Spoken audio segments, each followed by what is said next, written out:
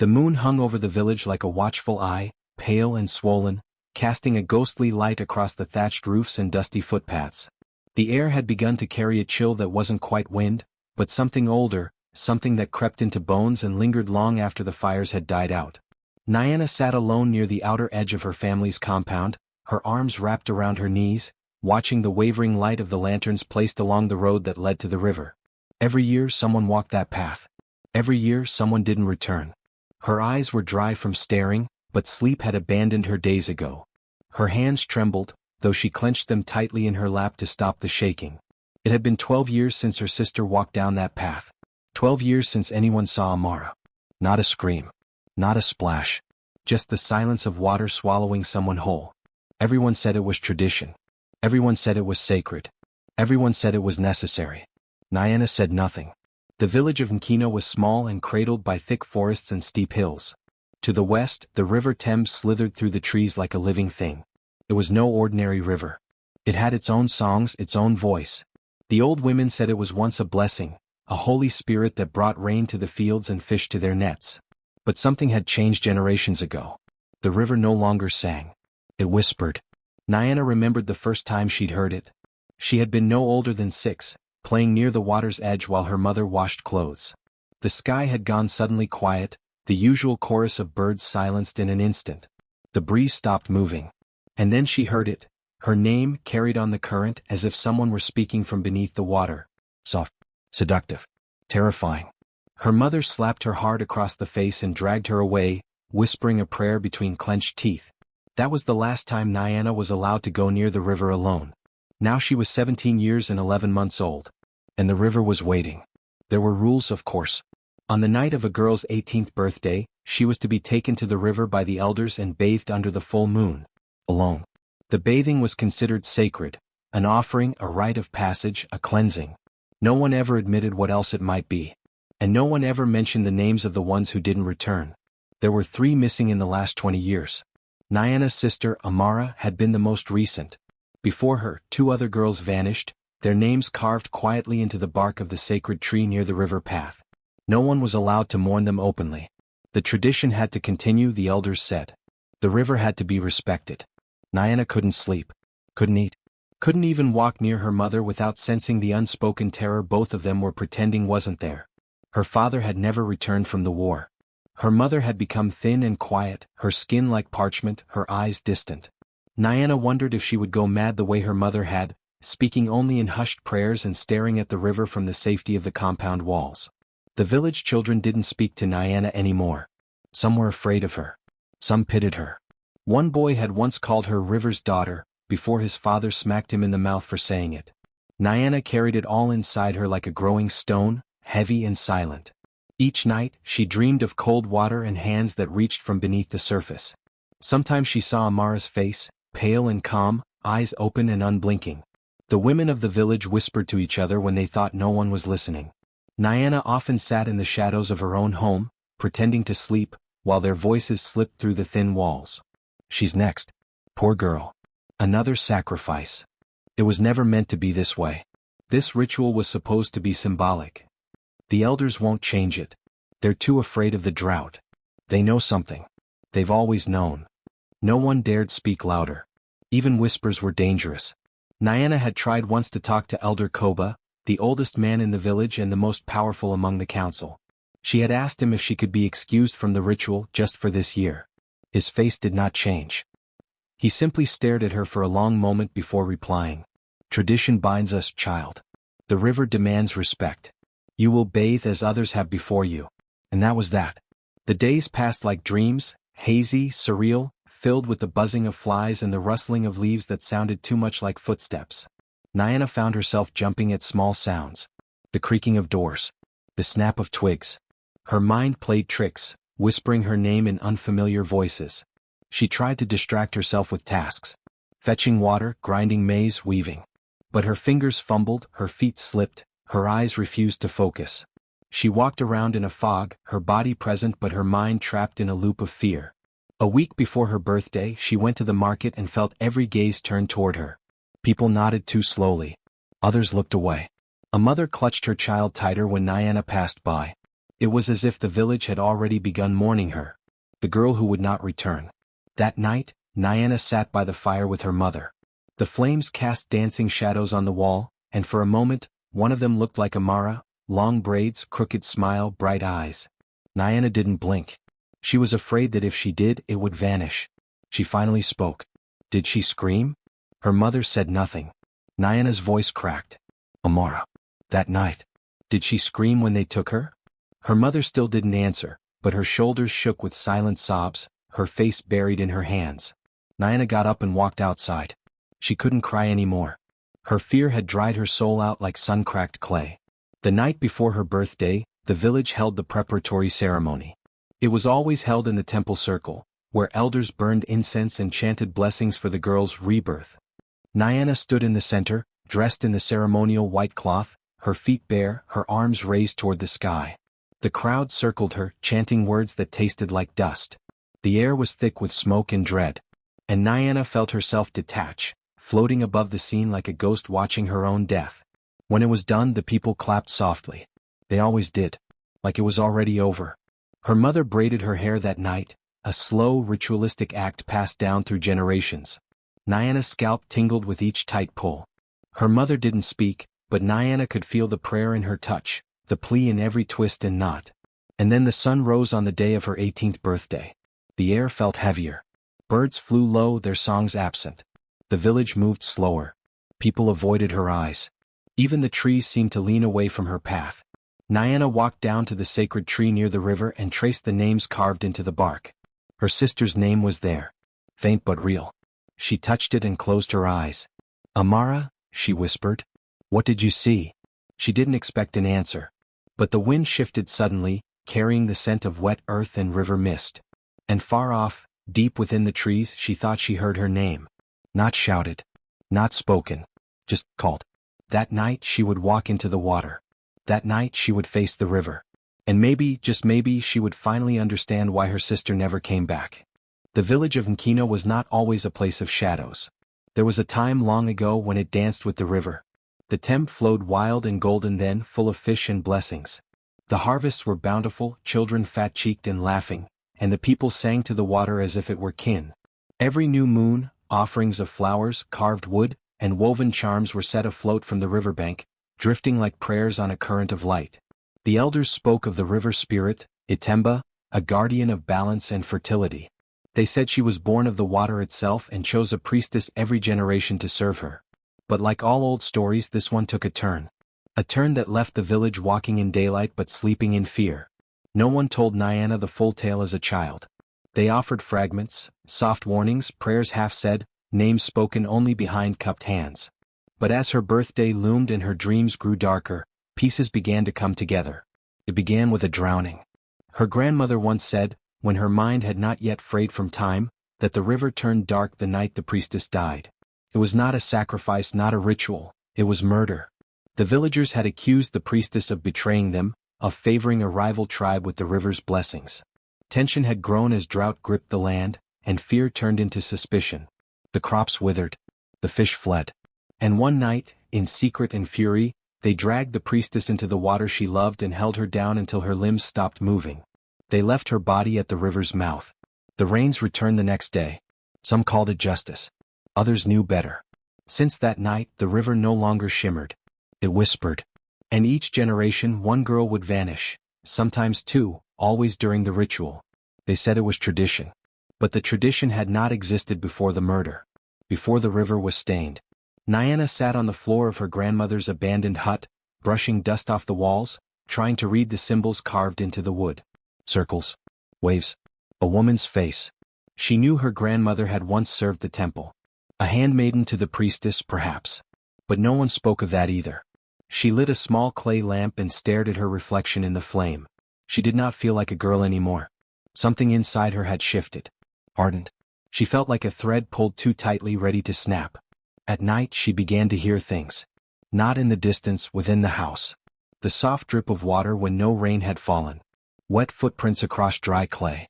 Her ceiling, woven from dried leaves and thatch, sometimes leaked cold droplets directly onto her chest as she slept. But there were no clouds in the sky. Her mother would not speak of it. Then came the dreams. They began subtly, ripples on black water, eyes beneath the surface, the sound of something breathing underwater. Then the dreams grew. She began to see the priestess. The woman had long white braids soaked in river weeds, her skin glowing like moonlight through fog. Her mouth never moved, but her eyes pleaded, begged, raged.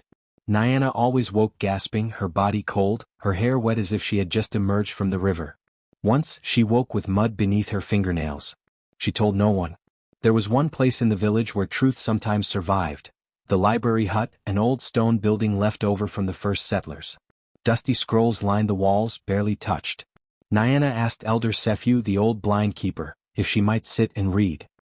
He nodded, as he always did, and told her to listen carefully. The truth doesn't hide, he said. It waits. Nyana found a scroll wrapped in black thread, different from the rest. Its seal was broken, as if someone had read it in haste and never bothered to rewrap it properly. The writing inside was faded, but she could make out enough. It told the story of a girl named Lamia, chosen priestess of Atemba, whose body was found downstream, bloated and bound. Her name had been wiped from the village records. But this scroll remained, unsigned and hidden among weather reports and agricultural records. The scroll ended with a warning written in red ink. Until justice speaks from the drowned, the river will feed on daughters. Nyana's hands trembled as she rolled it back up. Justice had never spoken. Only silence. She brought the scroll home, hiding it under the floorboards of her sleeping mat. That night she dreamt again. But this time the priestess pointed toward something, toward the old well behind the house. Nyana woke before sunrise and went outside barefoot. The well had not been used in decades. Its stones were moss-covered and the pulley system had rotted away. Nyana leaned over the edge, peering into the dark. A cold breath rose to meet her face. She whispered the priestess's name. Lamia. Nothing. But then the wind shifted. And somewhere deep inside the well, she heard water move. Her father's name had once been spoken with pride. Jabari was a soldier, tall and strong, known for his calm voice and fierce sense of duty. When Amara vanished, he changed. He returned from the border war gaunt and broken, his eyes hollow, his hands never still. He took to wandering the forest alone, returning with wild eyes and muddy feet. One night he stood outside the house and screamed into the trees. They knew what they were doing. You all knew. The next morning he was gone. Some say he drowned himself.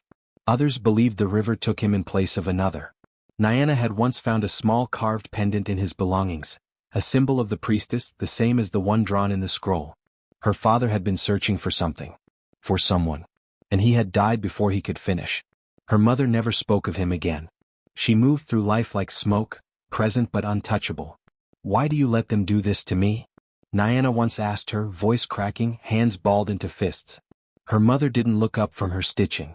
Because if I say no, they'll kill you before nightfall. This way there's a chance. A chance at what? Her mother's lips trembled, but she said nothing more. Nyana was losing time. Each day felt like a breath held too long. Her body ached from exhaustion. But she kept moving. Kept digging. In the old clay jars near the market's edge, she found other artifacts. Bracelets of dried river grass. Shells with symbols scratched onto them. Someone had been collecting offerings, failed ones perhaps. Or stolen ones. She brought one home. That night her dreams changed. The priestess no longer wept. She screamed. The sound was like cracking ice, like water exploding into fire. Nyana saw a crowd, faces she recognized, elders and villagers, standing around the riverbank while someone, her sister, was dragged backward into the water by unseen hands. The priestess turned to Nyana and whispered something. Not your turn. Your truth. She woke with her bedsheets soaked. But this time it wasn't sweat. It was water. When she reached the edge of the village again, her hut was still and dark. But the air inside had changed. There was a trail of water droplets leading from the door to her sleeping mat. Her heart hammered. The ceiling above her was bone dry, no sign of leak or crack. And yet the floor was wet, glistening under the faint glow of moonlight. She stepped inside and lay down, pulling the woven blanket over her. But sleep wouldn't come. The charm, now hanging from her wrist by the blue thread, continued to hum cold against her skin. That night, Nyana dreamed. But it was not like any dream she'd known. She stood in the middle of the river, the water rising not around her legs but around her waist, then her chest. Yet she did not drown. The water was warm, thick and golden like melted sun. And in it floated bones, tiny bones with blue thread tied around their joints. The current whispered in tongues she didn't know she knew. Above her, the sky split open. A woman's face appeared in the clouds, mouth sealed shut with thread. Eyes bleeding tears. Her arms outstretched, reaching for Nyana. But her fingers were webbed and her nails glinted like fishhooks. Nyana tried to scream, but her mouth filled with water. The river entered her lungs like memory. She woke with a gasp. Morning light streamed through the hut's cracks, golden and deceptive. Outside, the drums had started, the beginning of the day's rituals. The beginning of her end. But as she sat up, dizzy and soaked in sweat, she realized something was different. The charm on her wrist had changed color. The bone was darker now, almost gray. The thread had unwound slightly, revealing a small bead tucked inside, red as blood. And somewhere in the distance, beyond the sound of drums and singing, she heard it again. Humming. The moon had climbed high, a pale guardian casting silver light over the village, but its glow seemed thin, almost strained, as if the sky itself feared what was about to unfold. The air was thick and still, heavy with the scent of wet earth and old secrets. Not a single star dared to twinkle. The world seemed to hold its breath. Nyana stood at the edge of her hut, dressed in the village's sacred white robe. The fabric was light, almost translucent, draping over her slender frame like a shroud. She held in her trembling hand a single lantern, the only source of light she was allowed on this night. Its warm glow flickered softly, casting dancing shadows on the walls and floor, but Nyana felt no comfort from it. Only the steady beat of her own heart, pounding like a war drum in her chest. Outside, the villagers gathered quietly. Their faces were masks, stern, emotionless, carved from years of tradition and fear. No one spoke. No one looked her directly in the eyes. Even the children were absent, tucked away in their beds, safe from what was to come. The village elder stepped forward, an ancient woman whose eyes seemed to see beyond the world of the living. She nodded solemnly at Nyana, signaling the start of the ritual. The procession began. The path to the river was narrow and winding, bordered by dense trees that whispered in the wind. The only sounds were the soft rustling of feet against the earth and the faint crackling of the lantern's flame. Nyana followed, her steps hesitant but steady. As they neared the riverbank, the villagers stopped. They formed a tight circle around her, their hands joined in silent prayer. Nyana's gaze shifted to the water. The river lay before her like a mirror, unnaturally still and black, reflecting the moon's pale light without a single ripple. It was a silent, waiting thing, deep and endless. Nyana swallowed hard. She could feel the weight of countless eyes on her, though none looked her way. The old stories whispered by the elders echoed in her mind.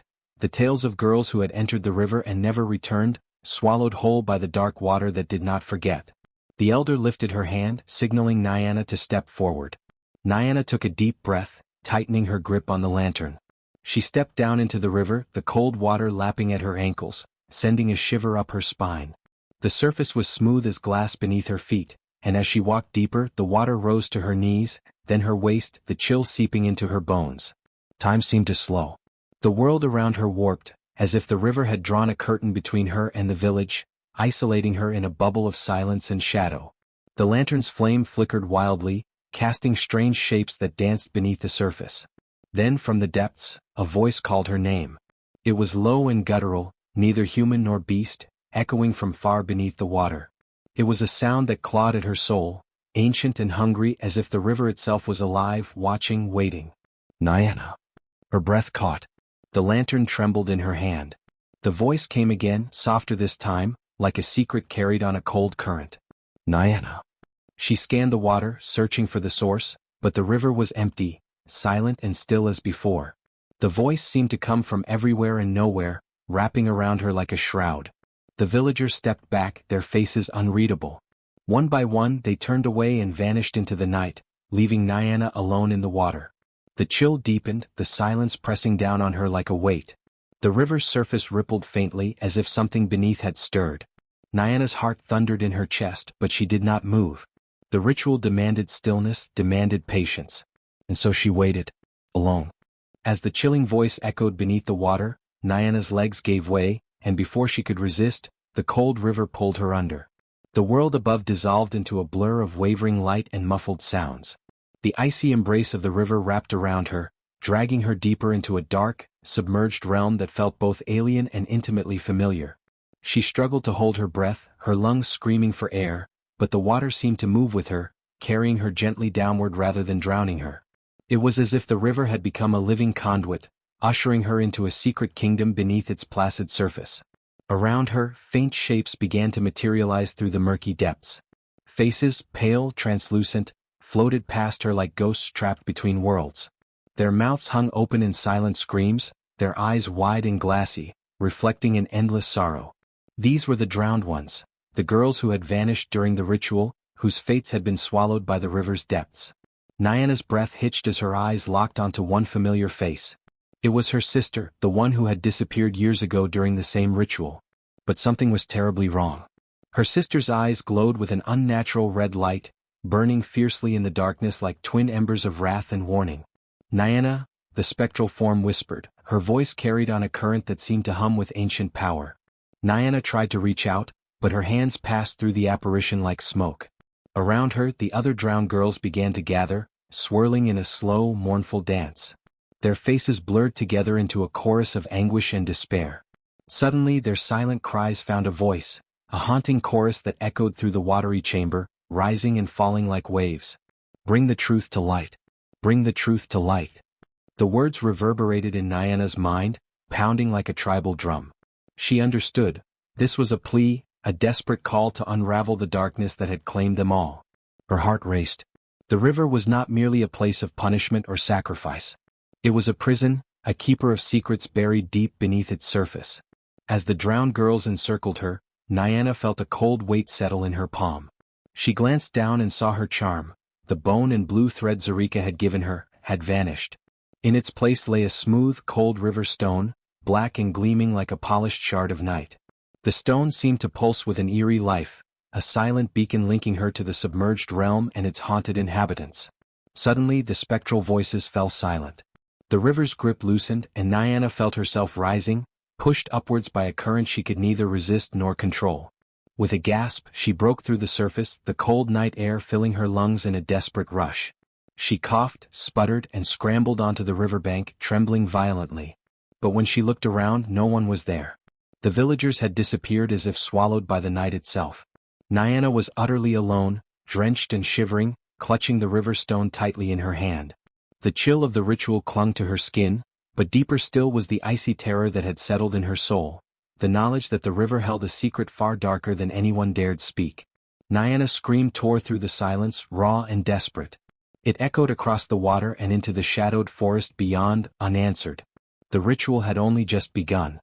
That night, Nyana's dreams were unlike any she had ever experienced. They unfolded in a haze of shadows and whispers, a realm where time bent and the past merged with the present. The moon hung low in her dream sky, casting a pale glow over a river that shimmered with both beauty and menace. From the mist on the riverbank, a figure emerged, Zarika, the blind woman who had given her the charm. But in this dream, Zarika's eyes were open, revealing depths of sorrow and knowledge. Her voice was soft yet commanding, filled with a weight that pressed against Nyana's chest. You have seen what lies beneath, child. The river's rage is not born from hunger alone. It is born of betrayal. Nyana listened intently as Zarika began to weave the forbidden tale, one that had been buried beneath generations of silence and fear. Long ago, before the village was even named, the river was a place of blessing.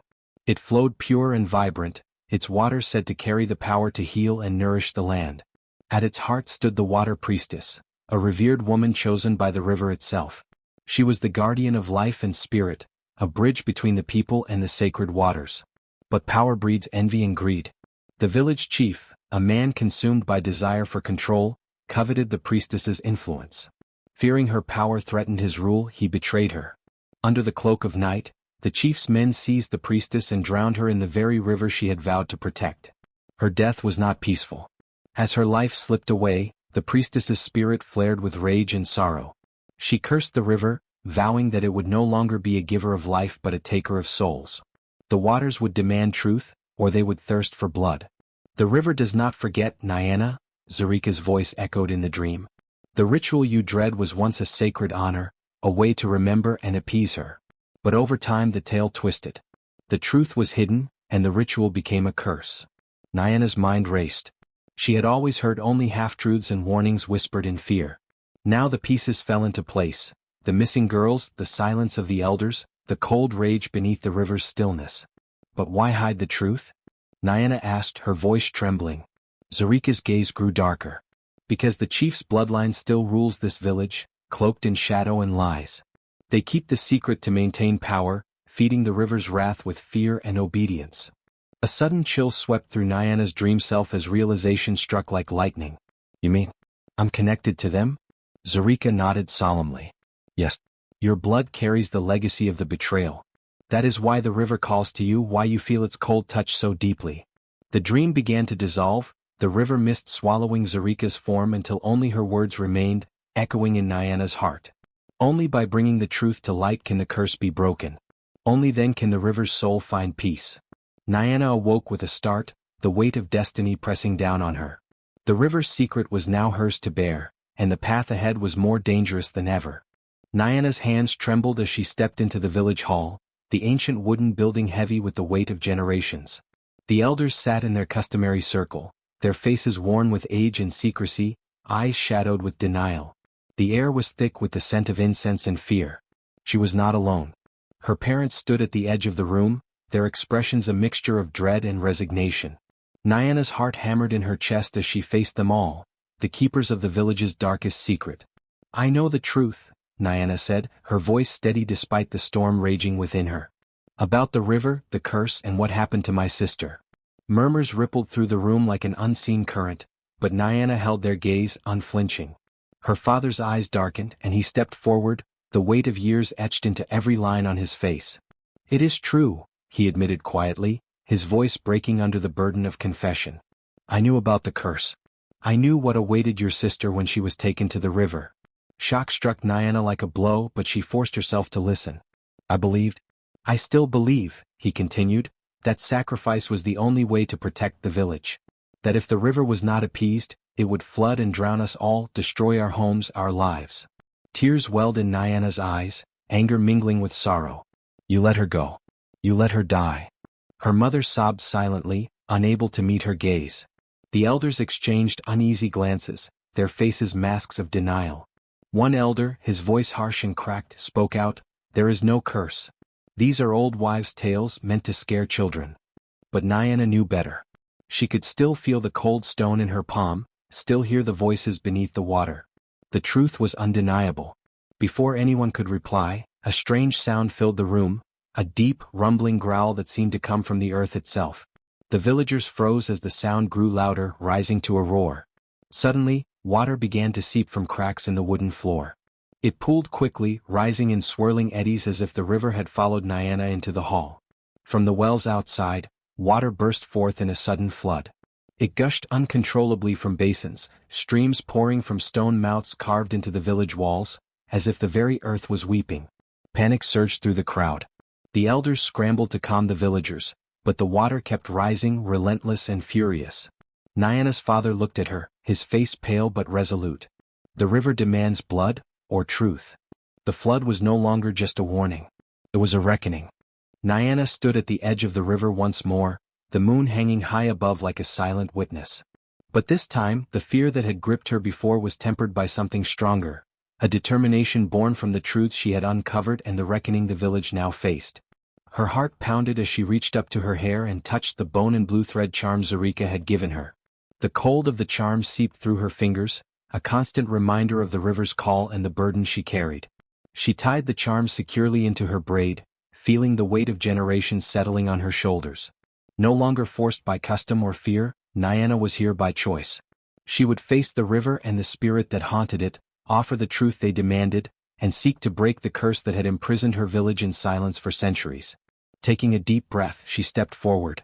The water was cool against her skin, surprisingly gentle despite the turmoil in her heart. As she moved deeper into the river, the surface shimmered and rippled unnaturally. Suddenly, the river seemed to part before her, as if acknowledging her bravery. From the depths rose a figure that glowed with an ethereal light, fluid and fierce, shaped from water and anger. The Water Priestess. Her eyes burned with a mix of sorrow and wrath, her voice like the rush of a storm.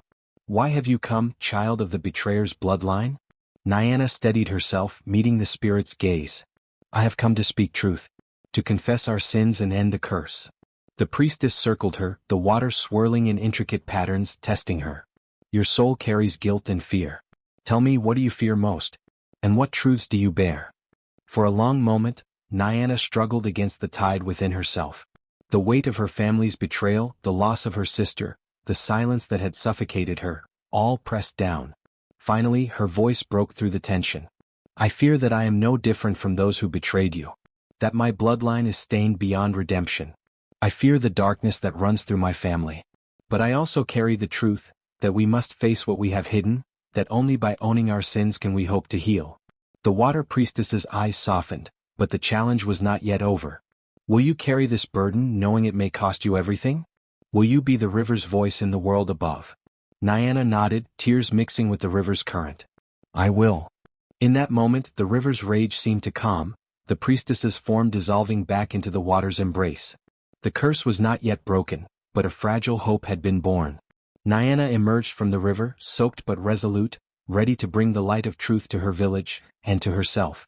The air hung thick with a tense silence as Nyana stepped back from the river, the chill of the night wrapping around her like a shroud. From the depths where the water priestess had vanished, a sudden, swelling power began to rise, a force that made the river's surface churn and boil. The villagers, watching from the bank, instinctively backed away as the river's waters grew restless, rising with a fury that no one had seen before. The river was alive with ancient rage, summoned not for destruction alone, but for reckoning. Above the turmoil, the ghostly forms of the missing girls began to emerge from the river's depths. They glided silently, their bodies shimmering like water, their eyes glowing with the ethereal light of justice long denied. Among them was Nyana's sister, her red eyes no longer menacing but mournful and serene. The watery spirits rose higher and higher, ascending into the night sky like a luminous mist, lifting with them the weight of the village's hidden sins. Suddenly the elders' hall, the place where so many secrets were kept, became the focal point of the river's wrath. With a thunderous roar, a colossal wave surged forward, crashing into the ancient building and swallowing it whole. The great hall, with its worn wooden beams and heavy stones, was engulfed beneath the river's unforgiving flood. The village watched in stunned silence as the waters receded, revealing an empty space where the elders' hall had stood. The elders themselves were gone, vanished beneath the wave, taken by the very curse they had tried to deny. Nyana stood on the riverbank, soaked and trembling, her heart heavy with loss but also lifted by the weight of justice served. The curse had been broken, not by lies or denial but by truth and sacrifice. Her father's absence weighed heavily on her, a painful reminder that some truths come at a price no family should bear. But the village was free at last, its soul cleansed by the river's final, vengeful embrace. The water priestess's voice echoed softly in the wind, a whisper of forgiveness and warning. Let truth be your guide and never again feed the river with silence. Nyana wiped tears from her cheeks and turned to face the village. A new dawn awaited, a future built on courage, honesty, and the hope that even the darkest curses could be undone. Months had passed since the river had risen in fury, washing away the elders' hall and ending a centuries-old curse that had haunted the village. The once dark and fearful nights had gradually given way to days filled with cautious hope. The river itself had transformed, its restless waters settling into a calm, steady flow, as if the anger that had roiled it so fiercely had finally been quenched. The village was no longer the place of whispered fears and midnight terrors. The ritual, once a dreaded obligation imposed upon every young woman turning 18, had been abolished. The council of villagers, shaken by the events that had unfolded, agreed unanimously that such a custom born of betrayal and bloodshed had no place in their future. Instead, they began new traditions grounded in truth, respect for the river, and honoring those who had been lost. Nyana stood at the center of this transformation. She had become more than just a survivor, she was the village's first truth keeper. The mantle was not a title she sought, but one that was bestowed upon her by the people who had witnessed her courage and heard her story. Her experience with the water priestess and the curse gave her a rare connection to the river and its mysteries, making her uniquely qualified to guide the village into this new era. Every morning, Nyana could be found by the riverbank, her journal open before her. The pages were filled with meticulous details of her ordeal, what she had seen beneath the water, the spirits of the drowned girls, the words of Zarika, the confrontation with the priestess, and the final reckoning. Her writing was raw and honest, preserving the memory of the curse and the truth behind it so that no one would ever forget again. The villagers came to her often, seeking answers, comfort, or simply to listen. Nyana shared her knowledge openly, teaching the children about the river's power and the importance of respect and honesty. She told stories of the past, not to frighten, but to remind everyone of the consequences of silence and betrayal. Through her, the village learned to face its history instead of hiding from it. Yet, amid this healing, a shadow of mystery lingered. Zarika, the enigmatic blind woman who had appeared to Nyana on the eve of the ritual and offered her the bone and blue thread charm, had vanished without a trace. Her small hut, once a place of cryptic wisdom and riddles, stood empty and silent. The fire in the hearth had long since died, and the only sign she had ever been there was the charm that Nyana now wore as a pendant around her neck. Some villagers whispered that Zarika had been more than human, perhaps a spirit sent by the river itself to test Nyana's courage and guide her toward the truth. Others believed Zarika was a guardian of ancient knowledge, waiting for the right moment to pass her wisdom on before disappearing once again into the shadows. No one knew for certain, but her absence marked the end of an era and the beginning of a new chapter in the village's story. Nyana often found herself drawn back to Zarika's empty hut, running her fingers along the weathered wooden walls as if hoping to catch a trace of the woman who had changed her life forever. At times, she would close her eyes and hear Zarika's voice echo in her mind. The riddles, the warnings, the promise that the river doesn't take what it wants but returns what is buried. In the quiet of the nights, Nyana felt the river's presence more keenly than ever. The charm around her neck pulsed softly with a cold light, a reminder that the river's spirit was still watching, waiting, and remembering. Life in the village began to flourish in ways no one had imagined possible. Fields once cursed by the river's rage now grew rich and bountiful. The crops thrived, the fish returned, and the river became a source of life instead of fear. Villagers celebrated this renewal with festivals that honored the river's true nature, its power to both take and give, to cleanse and nurture. Nyana took part in these celebrations as a respected leader, her presence a symbol of resilience and renewal. She carried the lessons of the past with humility and strength, teaching that forgiveness was possible, but only if the truth was never forgotten. One evening, as the sun dipped below the horizon and painted the sky with hues of orange and purple, Nyana stood once again by the river's edge. She gazed into the water's depths, feeling the pulse of the current and the weight of history beneath the surface. The charm in her hand was cool and steady, a connection to the past and a beacon for the future. Her voice was barely a whisper as she spoke words that would become a lasting creed for the village. The river forgives, but never forgets. The water shimmered in response, rippling gently as if acknowledging the promise. And so the river flowed on, silent, watchful, eternal, guarding the truth, honoring the memory of those lost, and reminding all who lived by its banks that the past could never truly be buried, only remembered and reckoned with. Months had passed since the river's fury had washed away the old ways and the elders who had hidden the village's darkest secrets.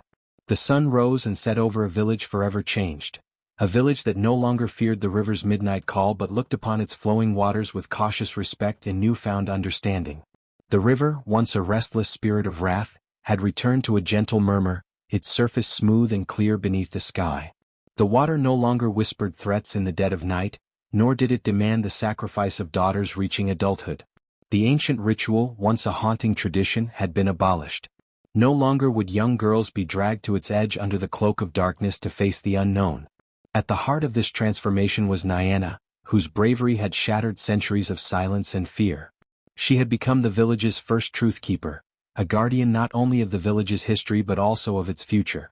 Her role was sacred, to ensure that the lessons learned from the river's wrath were never forgotten, that the painful truths which had once been buried beneath layers of denial would be spoken aloud, honored, and remembered.